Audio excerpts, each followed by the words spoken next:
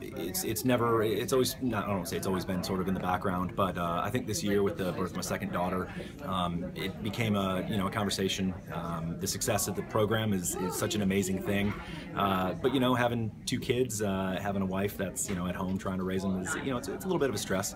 The rewards of being a coach, they go beyond anything I can really put into words, but the rewards of being a dad, have to take priority, and I think our team understands that. And I've brought the program to a point where I feel like they are, as successful as they can be because of me. And it's about time that someone else can give the team 100%. And I hope that person is ready for a winning program and a tough program. And it's not an easy decision, but I think just at the end of the season, I think it felt right as a time to step down with the success and transition for someone else to come in and lead the team.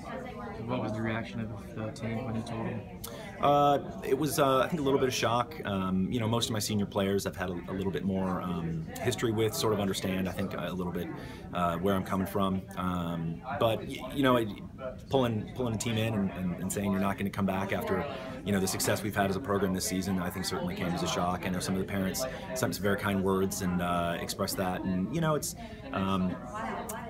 was not a fun experience, and I wish that I could be two people, and I wish I could have 48 hours in a day. Yeah. Coaching is such a big time commitment, having two daughters now, young daughters as well. As they get older, are you going to try to get back into coaching? Or? Yeah, I've thought about it.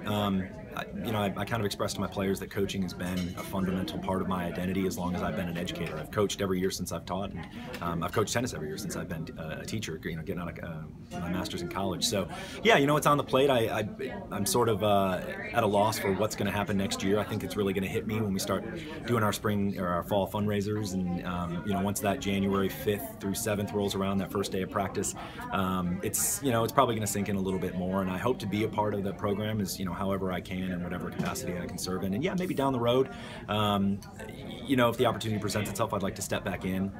Coaching, just like education, it's such a rewarding experience, and I think it builds a lot of character and has made me who I am today. A lot of success as a coach, Air Force state titles back to back here. Any favorite memory that sticks out? Not a favorite.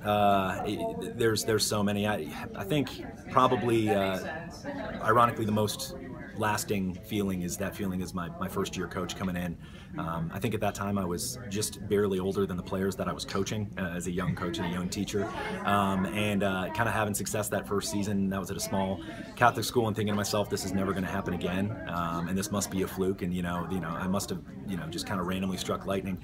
But coming off this season, and the feeling of that fourth state championship, like you said, just kind of sinking in the idea that maybe this is something that I didn't realize I've enjoyed much more than I ever thought I would enjoy. Looking back on where I was at that time when I started coaching. So yeah, I'd like to say winning state championships is always huge, but I think it's those team dinners. I think it's those first practices where you get to goof off a little bit. Playing some tiebreakers with the players during practice is always fun. Those are the things that I'm really going to miss.